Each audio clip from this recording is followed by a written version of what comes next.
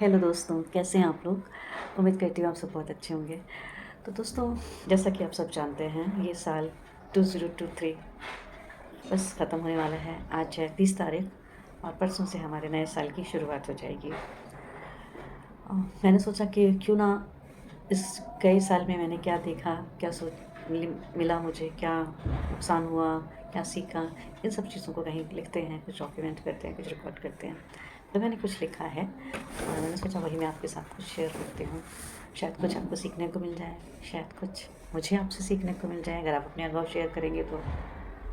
और जब हम किसी को कुछ बोलते हैं तो बहुत कुछ हमारे मन से निकलता भी है, जो जैसे कहते हैं ना, आप शेयर करते हैं अपना, तो आप सीखते भी बहुत कुछ हैं, ऐसा मेरा मानना है। तो मैंने सोचा कि क्यों ना आपके साथ मैं अपने अनुभवों को शेयर करूँ। तो ज़्यादा देर नहीं करती हूँ और शुरू करती हूँ। और ये मैं क्यों कर रही हूँ? इसलिए क्योंकि इससे मुझे भी याद रहेगा कि मैंने क्या-क्या गुज़रे साल में मेरे साथ हुआ, मैंने क्या-क्या किया, मैंने क्या सीखा। और उससे भी बड़ी बात, आने वाले नए साल के लिए मुझे कुछ प्लानिंग करने का, कुछ आगे सोचने का भी मौका मिलेगा, मदद मिलेगी। तो उम्मीद करती हूँ आप सबको अच्छा लगेगा और आप इससे शायद कुछ सीख पाएँगे। तो बस चलिए वीडियो को शुरू करते हैं। तो दोस्तों, साल की शुरुआत 2023 की शुरुआत ही मेरी हॉस्पिटल में हुई थी। अजीब लगता है ना? बट सच है ये। दरअसल उसकी वजह कहीं न कहीं जो पिछला साल गुज़र गया 2022 वो था, क्योंकि 2022 में के दिसंबर लास्ट में ऑलमोस्ट मेरे हस्बैंड का एक्सीडेंट हुआ था और that was a head injury. काफ़ी अच्छा-सा एक्सीडेंट था, but by the grace of God, by the almighty's prayer और ऑलमाइटीज़ ब्लेसिंग्स, सबकी प्रेयर्स, इन सब की वजह से ज़्यादा मतलब नहीं कुछ हुआ ऐसा। बट हाँ, कुछ वक़्त बहुत टफ था वो। तो दिसंबर में हुआ था और हम दिसंबर में घर आ गए थे।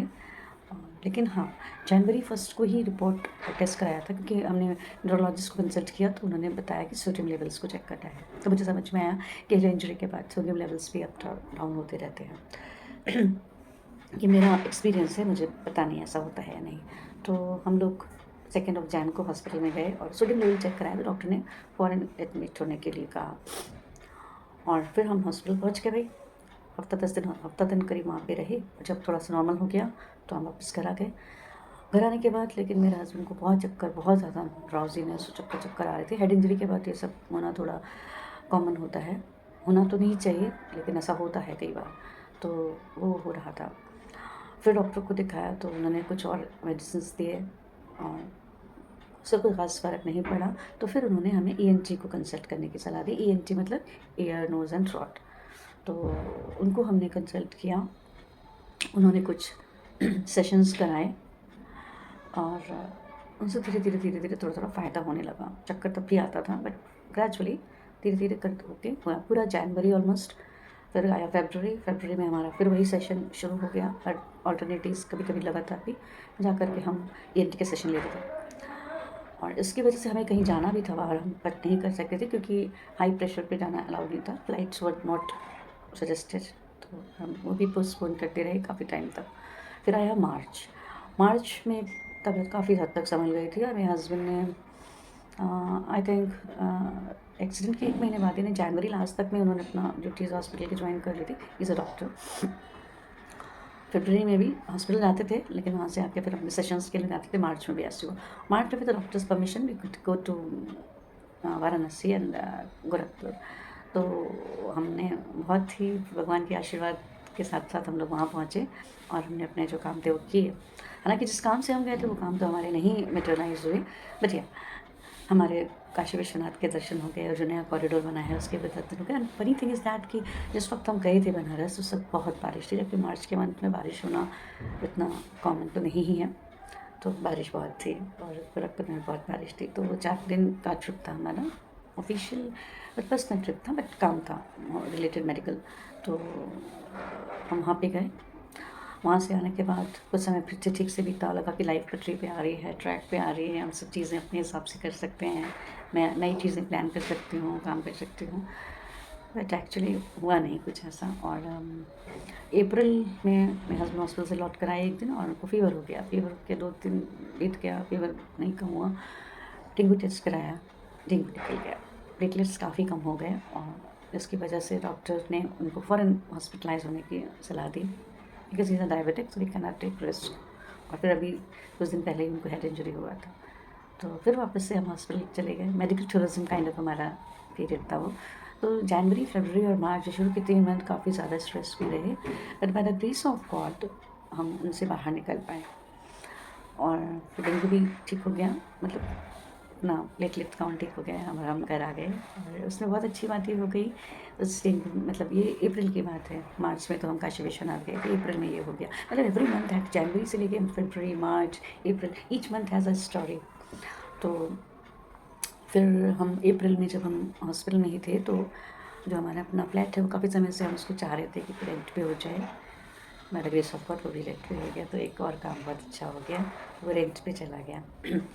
उसके बाद आया मई का महीना, हमें लगा कि सब ठीक है, तो भाई हेड इंजरी भी काफ़ी टाइम हो गया है, हॉस्पिटल जा रहे हैं, हम ट्रैवल भी कराए हैं, तो एवरीथिंग इज़ ओके ना, we can relax and focus on other things. But एक दिन ऐसे ही हम शाम को चाय पी रहे थे और हम बाहर जाके पी रहे थे, गरम गरम चाय गिर गई तो पेट में काफ़ी बड़ा सा ब्लिस्टर हो गया।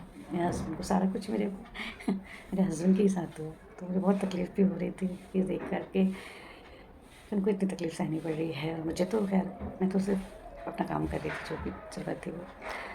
ऐसे करते मार्च, मई, हर महीने कुछ ना कुछ छोटा-छोटा तकलीफ़, कभी कुछ होता गया। फिर हाँ, जब ये हेड इंजरी हुई थी, तो हेड इंजरी में डॉक्टर ने उनको कुछ कोक पीने की सलाह दी थी, बिकॉज़ चक्कर कैफ़ीन चाहिए था। और शुगर के पेशेंट को इतना अगर हम शुगरी ड्रिंक देंगे और दैट वाज़ शुगर फ्री, तो शुगर लेवल काफ़ी ज़्यादा डिस्टर्ब हो गया, अप डाउन हो गया, तो उसके लिए दूसरे डॉक्टर को जाना। फिर हार्ट में स्टंट में लगाया गया था इसके 1 साल पहले, उसके रेगुलर चेकअप्स, वो सारे के सारे, मतलब कहीं न कहीं एक चीज़ हुई तो फिर दूसरी चीज़ ठीक हुई तो तीसरी चीज़, ऐसे करते टाइम बीत रहा था। फिर गणपति फेस्टिवल आया। गणपति फेस्टिवल में हमने सोचा कि हम जो है गणपति जी को फिर से लाएँगे इस बार, क्या पूजा करेंगे कुछ तो।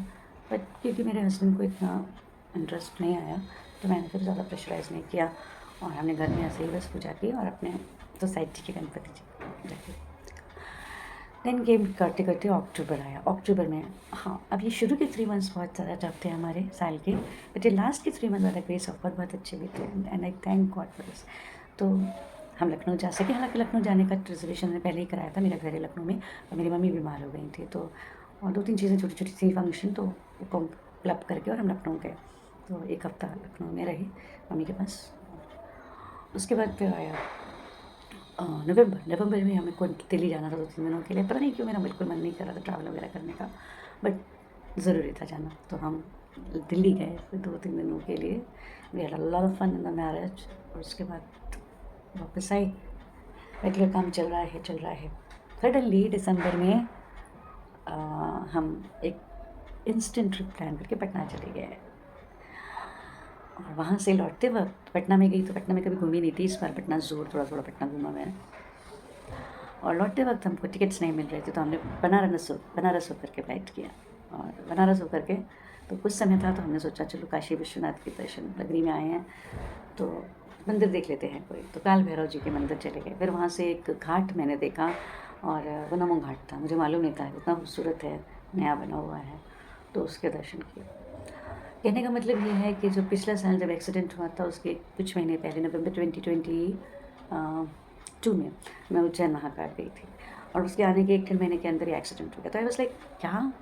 1 महीने पहले तो महाकाल के दर्शन करके आए हैं, it was so much awaited. हाँ, वो जब गई थी महाकाल तो मेरे हस्बैंड को स्टंट लग के 4-7-8 महीने हो गए थे, तब भी उनको ट्रैवलिंग उतना अलाउड नहीं था। फिर हम गए और फिर एक्सीडेंट हो गया, तो मुझे लगा क्या भगवान जी ऐसा क्यों किया? फिर आई थॉट कि हाँ, इट्स गुड, और कुछ भी हो सकता था, तो भगवान जी ने उनकी रक्षा करी, बचाया एंड आई वाज़ लाइक। और ये जो एक्सीडेंट हुआ था, तो मैं आई वाज़ ऑल अलोन यहाँ पे मुंबई में, कोई था भी नहीं परिवार में ऐसा, तो अकेले मैनेज करना। आपके हस्बैंड को चोट लग जाए, हेड इंजरी का नाम सुन के डर लगता है ना, बट भगवान मत जब परेशानी देते हैं तो हिम्मत भी साथ में देते हैं, ऐसा मेरा मानना है। तो वो भगवान जी ने रक्षा करी। फिर भगवान जी ने देखिए हमको अपने आप काशी विश्वनाथ बुलाया। ऐसा कुछ था नहीं कि हम वहाँ मंदिर जा पाएँगे, कितना समय होगा, but we could go in the rain, इतना बारिश में भी हम जाके आए। मैं घाट गई, मणिकर्णिका घाट गई, ललिता घाट गई, 2-3 घाट जो दशाश्वमेध घाट गई, सब मैंने देखा। बहुत अच्छा लगा मुझे। बस गंगा आरती नहीं देख पाई क्योंकि बारिश बहुत थी। सोचा ही नहीं था कि साल का अंत भी हमारी इसी तरह से काशी की यात्रा से होगा। कुल मिलाकर के साल टफ था, बहुत चैलेंजिंग था, सब कुछ था, बट फिर भी बीत गया अच्छे से। और काफ़ी चैलेंजेस थे, काफ़ी टेस्ट भगवान ने लिए। सवाल ये है कि मैं ये क्यों बता रही हूँ? मैंने सीखा क्या इससे? सीखा मैंने ये, टेंशन्स आते हैं ज़िंदगी में, बहुत सारे ट्रबल्स आते हैं ज़िंदगी में, बट उन सब के साथ उनके प्रॉब्लम्स के उन सब के सॉल्यूशंस भी साथ साथ मिलते जाते हैं। हिम्मत रहती है, एक ज़रूरत रहती है अपने आप पे विश्वास रखने की, भगवान पे विश्वास रखने की, खुद पे विश्वास रखने की और अपना आपा नहीं खोने की, पेशेंस रखने की। चीज़ें धीरे धीरे फॉल इन प्लेस। एक और चीज़ जो मैं इस साल ही नहीं हमेशा ही देखती हूँ, ज़्यादा प्लानिंग नहीं करनी चाहिए। बहुत ज़्यादा प्लान नहीं करिए, just go with the flow. Don't plan too much, don't think too much. और एक और चीज़ जो बहुत ज़्यादा इंपॉर्टेंट लगती है मुझे जीवन में, वो ये है कि don't expect anything from anyone. बस अपना काम करिए, काम करिए, जो भी होगा अपने हिसाब से होगा और जो होगा वो अच्छा ही होगा, इसका विश्वास भी रखिए। प्रेजेंट में रहना बहुत ज़रूरी है, ये भी मैंने सीखा है, बहुत ज़रूरी है। मत सोचिए, जैसे कि जब एग्जाम्पल के तौर पे जब चोट लगी थी मेरे हस्बैंड को, तो मैं घर पे अकेली थी और मैं इंतज़ार कर रही थी कि फ़ोन आएगा और मैं चाय बनाऊँगी। उन सब के बदले मैं सीधा हॉस्पिटल में पहुंच गई थी क्योंकि सीटी स्कैन होना था, पुलिस लगी हुई थी वहाँ पे, सब चल रहा था। सोचती हूँ तो लगता है how could I do all this manage, but thank God भगवान जी ने सब मदद किया मेरी। तो ज़रूरी है कि हम प्रेजेंट में रहें, उस समय जो चीज़ ज़रूरी है, इम्पॉर्टेंट है, उस पर फोकस करें। Do not plan much, do not think much about the future, अभी लीजिए। और एक बहुत बहुत बहुत ज़रूरी चीज़, विश्वास, भगवान पे विश्वास रखिए क्योंकि वो आपको कभी भी निराश नहीं करेंगे। उम्मीद भगवान से भी ऐसा नहीं कि हम एक्सपेक्ट करें भगवान आज ये करेंगे वो करेंगे, नहीं, ऐसा नहीं है। बस अपनी प्रेयर्स रखिए, विश्वास रखिए, प्रार्थना करिए और अपना काम करिए। ये मैंने सीखा है। एक चीज़ है, हम अक्सर सोचते हैं हमारे साथ ये बुरा क्यों हुआ, ऐसा नहीं होना चाहिए था, बट मेरा ऐसा सोचना है कि हमारे साथ जब कुछ कहीं बुरा होता है तो वो भी कुछ ना कुछ अच्छे के लिए ही होता है। If you want to learn a lesson, then you can learn it from anything, even if it is the worst condition in your life, you can learn a lesson. तो बस यही सोचिए और हर दिन अच्छा है, हर दिन को एंजॉय करिए, हर दिन में कुछ अच्छा देखने की कोशिश करिए, अपने आप को स्वस्थ रखिए, मस्त रहिए, प्रेजेंट में रहिए। इन सभी बातों के साथ शायद इस वीडियो से आपको कुछ मदद मिल सके। आप सोचेंगे कि ये परेशानी तो कुछ भी नहीं थी, हो सकता है जो हम देख रहे हैं उनकी परेशानियाँ हमसे कहीं ज़्यादा हों, बट उन्होंने भी उनसे पार तो पाया ही होगा, आपने भी ज़रूर पाया होगा। और मेरे ख्याल से इन्हीं सब बातों के थ्रू ही पाया होगा, भगवान में विश्वास के साथ, क्योंकि समय है ना, ये तो निकल ही जाएगा, एक साथ नहीं रहेगा। आज जो अच्छा है वो कल थोड़ा कम अच्छा भी हो सकता है, या आज जो बहुत बुरा है आने वाले समय में अच्छा भी होगा। ठीक है ना, रात के बाद दिन तो आता ही है। तो just pray, just believe in God, have faith in him and do your best. So just wishing you all a very very happy new year.